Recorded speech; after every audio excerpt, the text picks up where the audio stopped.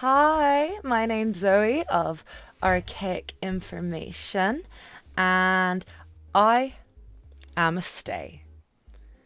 For those that don't know, Stay is the name of the Stray Kids fandom. I am a Stray Kids fan. Today, I am going to be listening to their most recent release called 5 Star. It was released this year. Surprisingly, somehow, I have heard no spoilers and seen no spoilers. I'm going to listen to the whole album first before I watch any visuals, so we'll see what happens. Also, there is a possibility that one of the cameras may run out of battery, then I'll switch to a different camera. So here we go. Let's just get to it. Let's get listening. The first one is called Hall of Fame. And I have no translation because I'm listening on a streaming service, so I can't judge.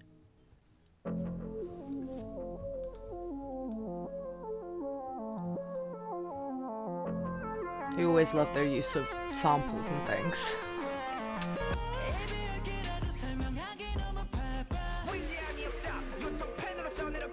I love Changren so much. I love that sample in the background.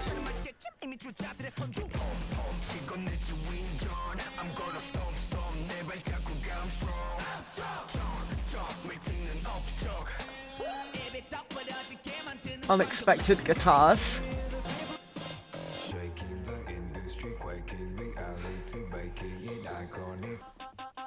Ooh, the panning. Felix on the pre-chorus, like it's, yeah.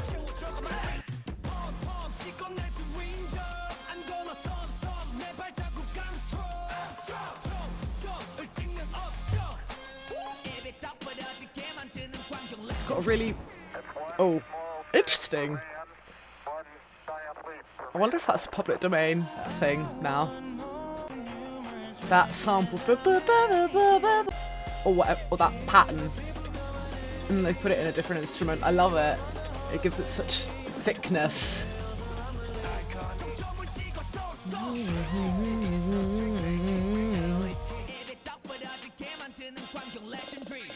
Okay, I'm gonna pause it because maybe I should at the end of each song because that's a lot of information in my brain.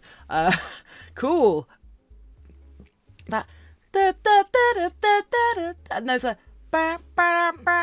sort of, I don't know what instrument, it's like a synthy brass instrument, and it's very 90s, and if anyone knows NCT 90s Love, it's the same sound.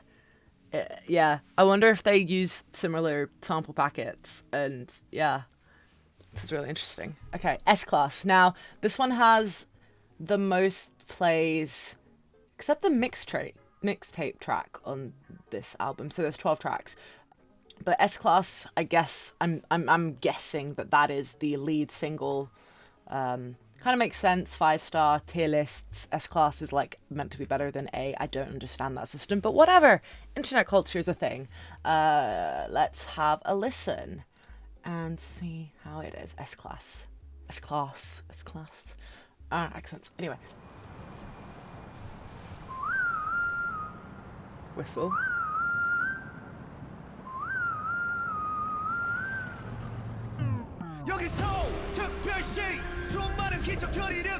Getting very strong NCT vibes.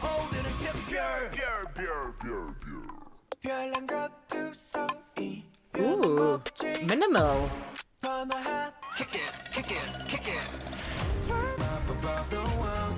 Ooh, I like that funky guitar. Nice. Warm. Millions of sections. It's very K-pop. B chorus.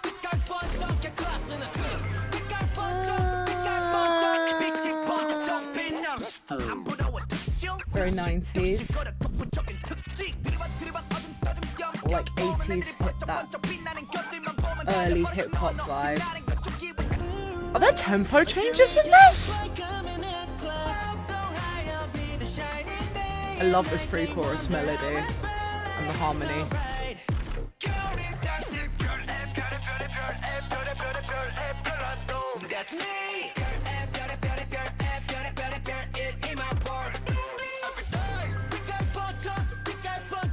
I love that sort of, that, yeah. Very K-pop bridge with the piano.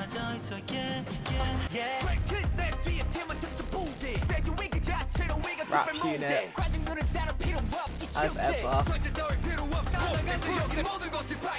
I love hearing Felix's like rough.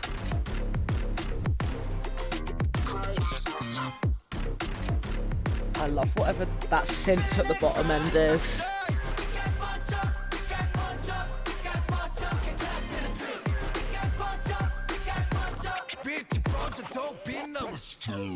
Okay, let's pause that.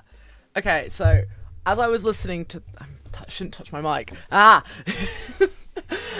So I was looking up who wrote them because this didn't, I mean, it sounds very, it's going to sound awful, especially if this is the lead single, but it feels a little bit K-pop by numbers in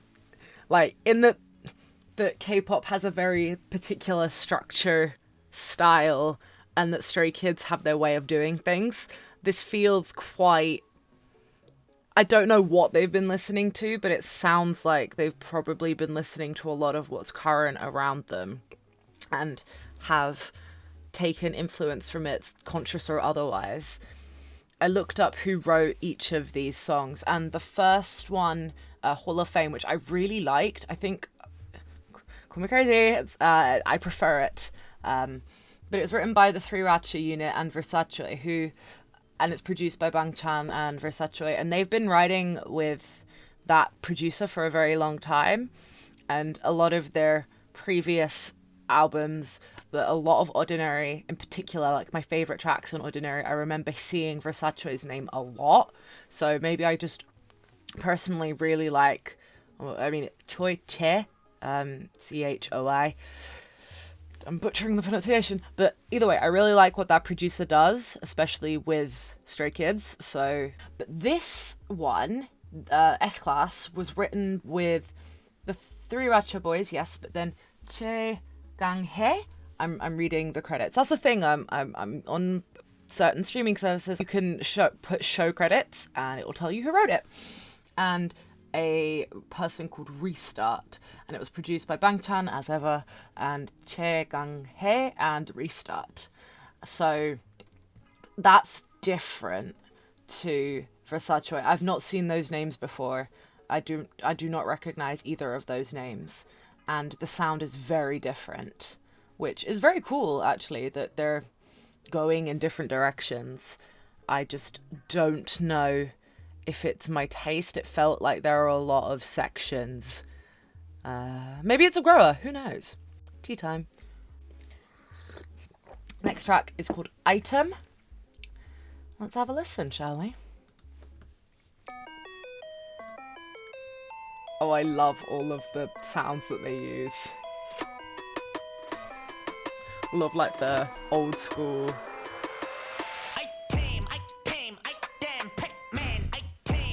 Oh, we mentioned Pac-Man, and it sounds like a video game. Ooh.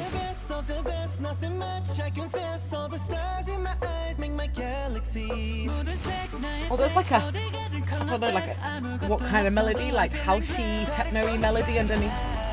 Arpeggiators. Arpeggiators. I love arpeggiators. I like that. I love all of that. Yeah. Oh, I love that. That was cute.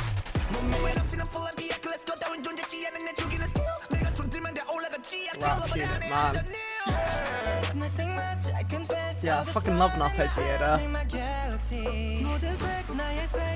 They're so good at pre-choruses. There's like two arpeggiator patterns going on at the same time. I really love it. It's really busy. And then their chorus is very sparse. Oh, Hans' singing voice, like, this man needs to stop.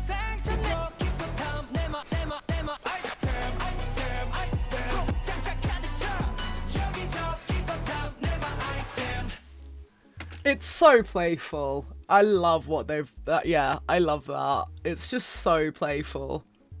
It sounds like, even if they haven't sampled actual video games, they've got those kind of video game sounds, like that song in particular. Now, I come from the UK, and my claim to fame is that Skepta went to my secondary school, basically like where I did school between like 11 and 17. Skepta went to my secondary school, not at the same time as me, like 10, 15 years before I even got there. But it's like that grime heritage is very much in my upbringing. Now, I don't look like a grime fan, but I actually really am. And when in previous releases they've had a kind of a grime influence, I can hear it. And that feels like very early grime. If early grime had the funs and the finessing, but without as much angst, if that makes sense. It's like if grime from the early 2000s was playful, is what this made me think of. And I love early grime from the 2000s. I love later grime as well, but especially early grime because I grew up with it. And I love playfulness. So I like that one. And I looked up who wrote it again, and it was Versace as one of the writers, and he was, I'm assuming it's a he, I don't actually know. They produced it with Bangtan. Bangtan's produced like all of these, like My Guy, Sleep. Anyway, the song's called Topline. So I did an oops. I didn't listen to the next track on the album, which is in fact Super Bowl, and skipped to Topline for whatever reason. Maybe this is why I shouldn't record things at 1 o'clock in the morning. It's not 1 o'clock in the morning as I'm recording this bit. My first impressions of Super Bowl were in fact actually as I was walking to a train station. And I remember thinking to myself, I've listened to this whole album. I should recognise this. But I didn't.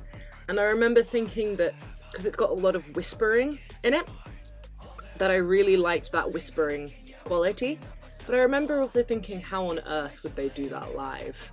Especially because I think Felix did a lot of the whispering and his voice is very low, which is really difficult to pick up on mics in the first place. How are they going to pick up a whisper? They're poor sound engineers when they perform live. Like, there's a reason why old styles don't have as much breathy tone, because, like, you can't sing that live. But sorry for doing an oops and not actually reacting properly, like first impression of Super Bowl on camera. My apologies. Is top lines are a thing in songwriting. So if you write a top line, you write the melody and the lyrics, and the track, the backing track, the instruments, that is the rest of it. So being a top liner is a job. It's a thing. It's the thing I do the most because my background is in singing before anything else. So melodies and lyrics, just, that's my thing. And it's featuring Tiger JK. I don't know who that is, but I'm sure I will find out. The song's called Topline. Let's check out who wrote it. Versace is again, and Tiger JK. Actually, I was listening to it while reading the credits. I'm going to start that again. But yeah, it looks like Versace produced this one entirely. Bangtan did not produce this one, which is good. It gives that room. I wonder if that's why it's called Topline, because all of the vocalists on this, it seems they weren't involved in producing the track. That'd be very clever if that was what they called it. If that's why they called it that. I don't understand Korean, so I don't have the translation. We'll find out later. Okay, we're starting again.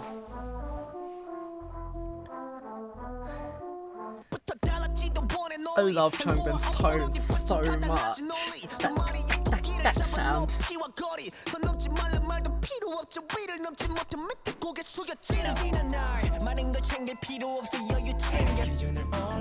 Again, their pre-choruses. Oh, I love that. Jugga do this all day. Ooh.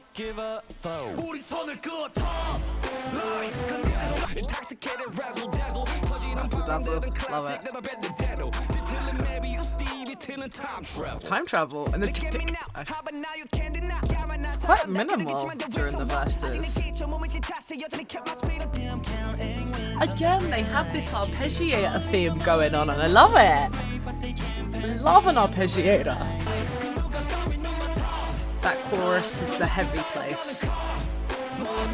I want to know what synth that is. The one whatever that one is. Hey. When Felix's voice is deeper than the melodic instrument. I love that it sounds like it's a dodgy recording of something, so it's like got that almost vintage dodgy recording sounding. I don't know what to call it. I don't know what it is. I feel like I'm gonna wake up tomorrow morning and be like, that's what that thing is called. Like they put it through a filter or I don't know what, but that was pretty cool. But yeah, they've got this theme running of like these arpeggiators. Like I don't have the ears on me right now to describe it properly, but these like they're not, the tracks on it. It sounds like consistently that they're not as thick as they used to be, but the parts that, so instead of having like 20 instruments, it seems like they've got, for example, 10 instruments, but the parts of those 10 instruments are busier, so it fills up the space more, which is pretty cool. I like that because Stray Kids have a very thick, heavy sound, and that's one of the things I love about them, but I love how they're leaning into having a heavy sound, but in a different way now. It's quite exciting. My other camera died, so now we're gonna record the visual of me on a potato. I mean, we got nearly halfway through the album before my camera broke on me. I had a feeling. So the next one is called DLC. As far as I'm aware, that stands for downloadable content, and it's a video game reference. I feel like it's a thing that Stray Kids are a little bit gamers. Like I know Felix is especially. He had a post on Instagram that he hashtagged lubing, which was to do with his keyboard. Like, because the keyboard, you can lube the keys. Anyway, DLC. That's actually before I go into it, because I know myself, I will want to look at the credits. Oh! It's written by Changbin and the producer previously mentioned called Restart, and it is produced by Restart and Bangchan in that order, meaning I assume Restart took the lead on it and the production. So that's pretty cool. Let's have a listen. Oh, that's cute. It's kind of groovy. Dance Like Crazy, DLC. Okay.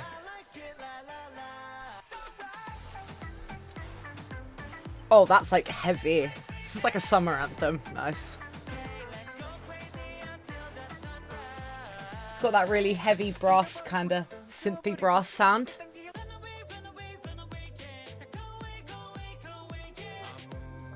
Run away, run away, run away. It gives me like Dua Lipa vibes. This makes me want to write something with a producer I know called Tom Marlowe, who is just... Look him up, he's really good. I love how Felix's voice has so much texture that he can carry super minimal parts. That twanginess in Sigmund's voice, yeah, get it. Okay, yeah, I like this one. I think this one and maybe Hall of Fame are my favourites so far.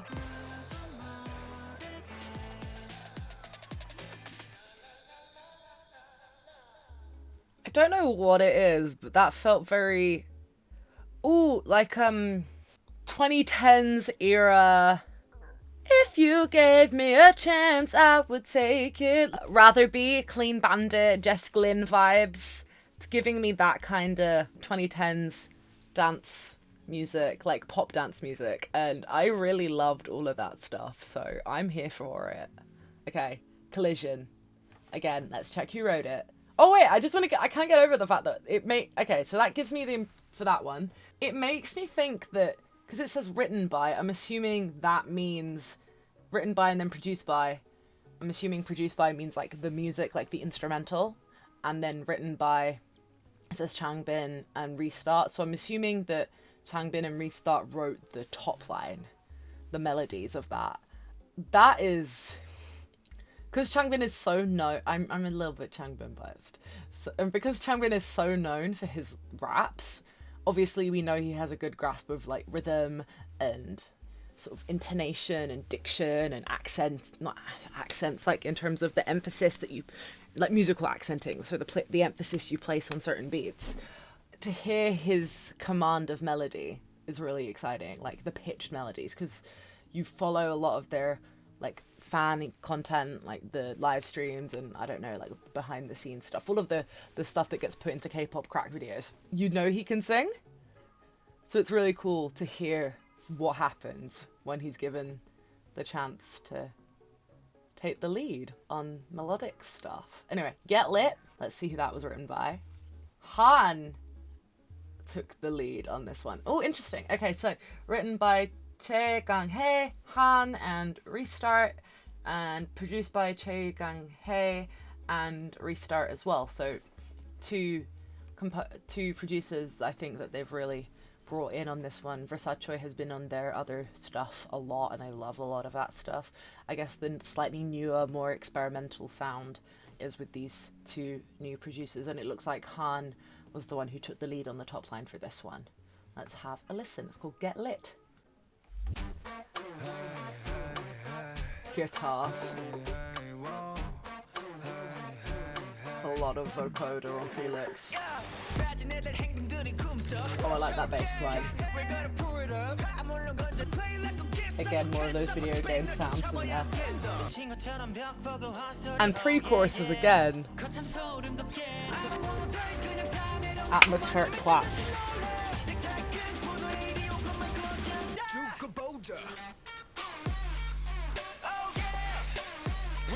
Minimalistic chorus again, with a bit of trap beat on it.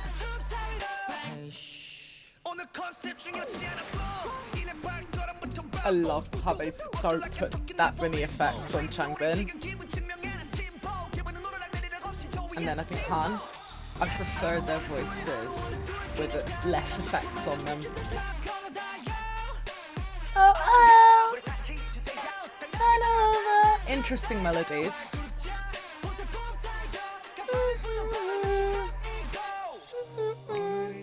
I don't know why, but this feels very like an NCT breakaway chorus where someone with Do-young would take it. Very 90s build up. But like K-pop does 90s build up. I like that. That was fun vocalization. I like how that voice is really cutting through. I like that. I'm not sure how I feel about it because I'm not a huge fan of all of the effects on the voices. I guess I like their voices so much without all the effects on it that I'm like, give me their singing without all the effects on because I like it. And next song is called Collision. Ooh, different producer. So it's written by Han and Million Boy, produced by Million Boy. I've seen that name before when looking at the credits for their albums before, so we'll see. This one is called Collision. Oh, brass. Get it. It's got a almost Latin feel, like with the brass line. Jazzy.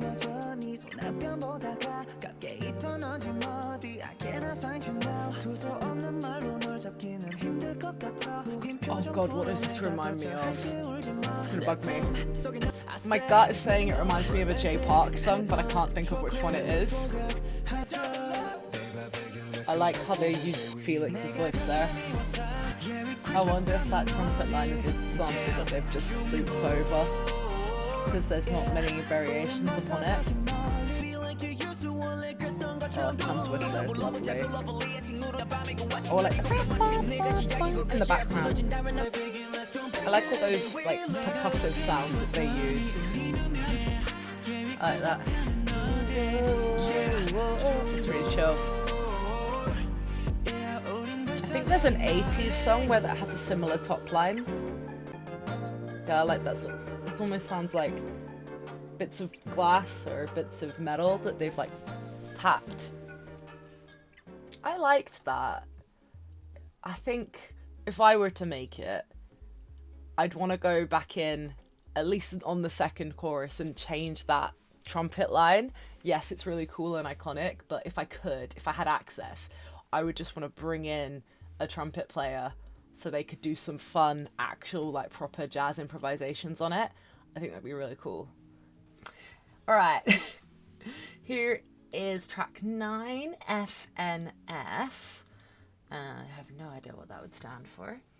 Interesting. Okay, it's written by Bangchan, Felix, and Trippy, and produced by Bangchan and Trippy. I feel like I've seen the producer named Trippy before, so who knows. And I know that Felix has written top lines before and other things, which is really cool. Let's hear this one, how it goes. I see the ashes up in the sky. That guitar line as well. Lots of guitars in their music this time. It's got sort of summer dance vibes. But again, pop dance vibes. Like Just Glenn vibes. Pre-choruses.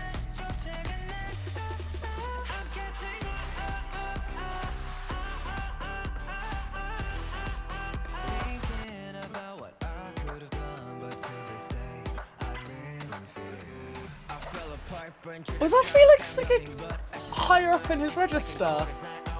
I liked that.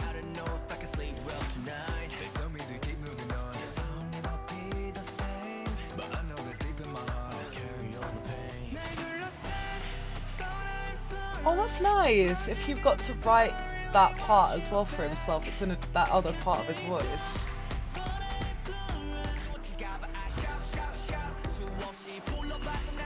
Oh, I like how the music went ba ba ba. I like that. It makes me imagine like someone running and then like slow motion shots of people partying.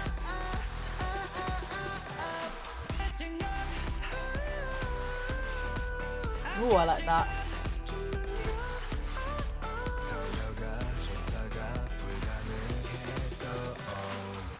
Interesting. It was a shorter song.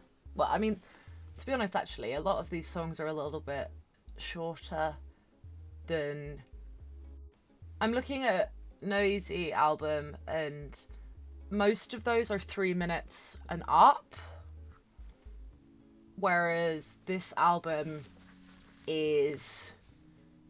a lot of them are around the 2 minute 50 seconds mark, which is a very Western trend at the moment.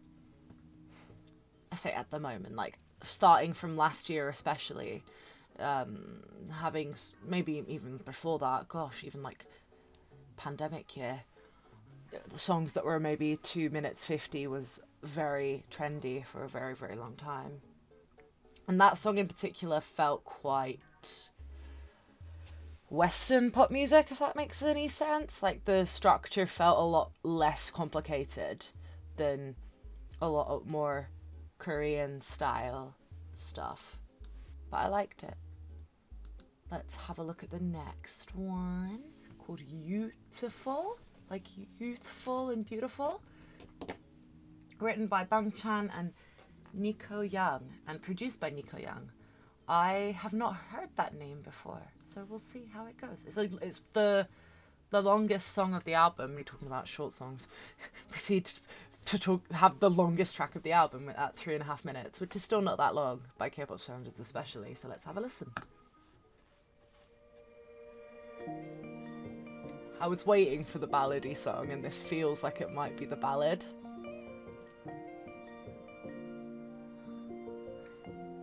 Again, busy synth. Yeah, this is the ballad.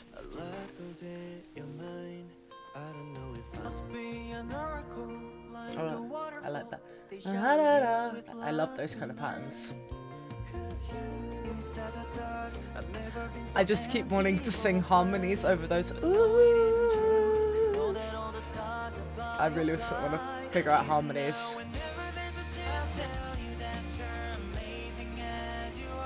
Oh, that's cute. Ah, I see. Beautiful, as in like you are beautiful, like you're beautiful.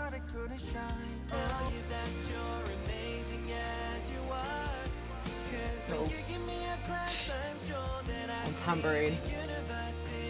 Forgot what that was called for a minute.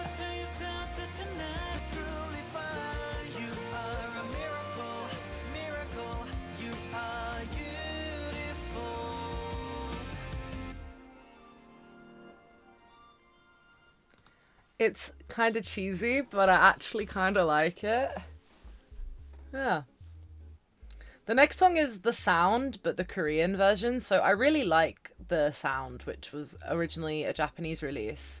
Now, the credits for The Sound, interesting, because I feel like it's listed slightly differently, the credits on this version, compared to the Japanese version. The implication on the Japanese one was that it was an outside song, or that they worked with outside producers, because I looked it up and the producers that they worked with were from LA. Although I might be thinking of Circus, which was another Japanese release. It's going to be weird hearing it not in Japanese after being used to it in Japanese.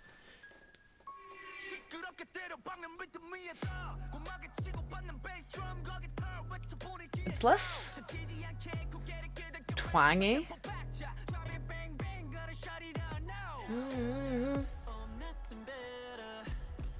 And nothing matters. Oh, that's interesting. I love this phrase. I love that phrase.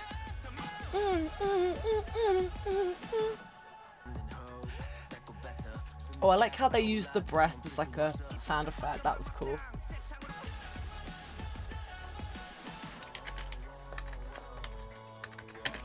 Different voice for that part. Okay, no, it is the same producers. That makes sense. I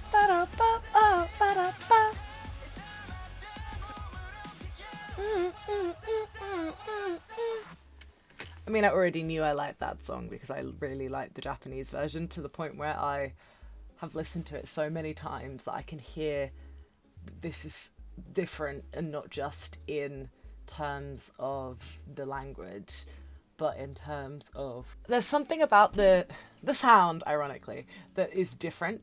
It's like they've pulled out some of the tinnier frequencies of the voices, which might be because of where Korean and Japanese sit differently in their voices, so it sounds less tinny in the first place. But there's certain, I don't know, it was like certain background vocals and certain sounds almost like were mixed better because it's a newer version, I guess, and they have more time to just sit with these songs and do things with it, I guess. Maybe it's placebo, who knows, but something sounded different. Time for a mixtape track, which is the most listened to track on this album. It's got 22 million listens on the streaming service I'm using, which is just crazy. It is written by Bangchan, Changbin, Han, Juntu, and Versace. Again, And both of those are names that I am familiar with on previous releases of theirs, produced by Bangtan, Versace, and Juntu. I'm going to pause that for a second. I really want to know what like all of the origin story of the mixtape ones particularly are, because it's almost like they're separate. So I'm like, what's the difference? I don't actually know. Someone's going to say I'm a bad fan for not knowing, but like there is so much lore with these groups, okay? So let me just enjoy the music, okay? Alright, let's have a listen. Seagull sounds. Guitars, nice. Feels almost like they're gonna burst into Mr. Brightside. Please no. Oh wow, it's really giving that 2000s pop punk vibe. Interesting.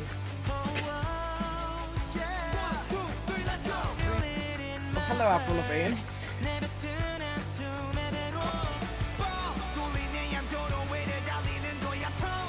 I'm such a sucker for Changbin's voice, like, I can't.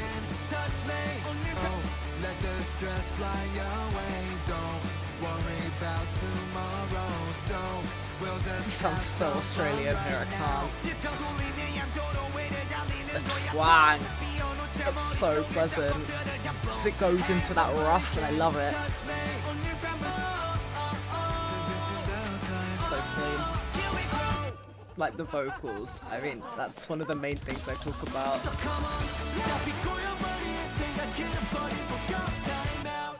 Nice! That was the entirety of 5 Star, the most recent Stray Kids album. I have been recording for, it looks like, over an hour, maybe 2 hours if I'm correct. I'm gonna do, I think, yeah, let's do like, since I'm here, why not? Let's see if I haven't actually seen any of the visuals. Let's watch some of the visuals. By the way, my outfit is vaguely inspired by what Chan wore in the God's Menu video. When I saw this kimono it's a vintage one, I saw it and just kind of couldn't resist.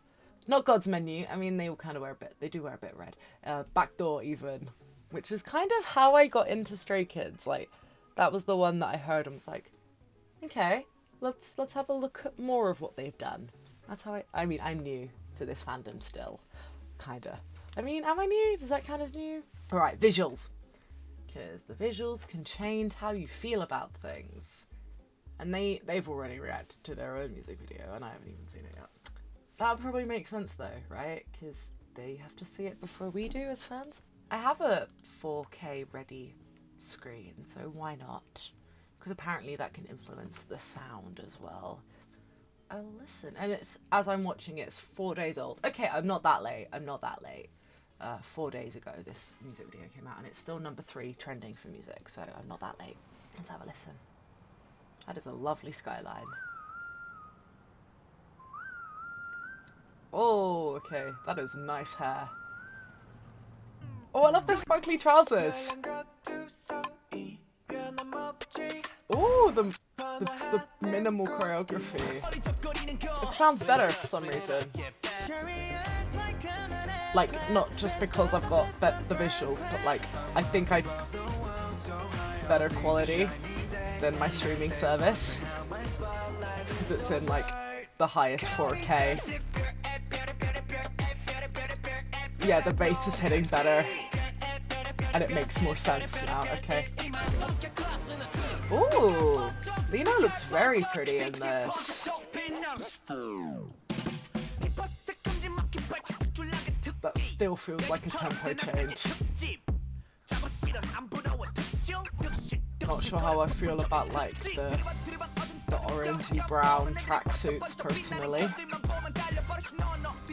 It's not the most flattering colour on most people. I kind of like how they look older. Is that a Kraken?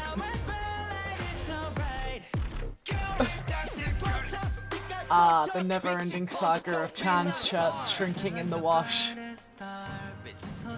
All the gloves. Flying car. Yeah, that colour is not flattering, that gold colour. Oh, I love tongue twisters so much. What is that, a beholder? What is that? Okay, that green thing though, it really looks like Shum from Eurovision.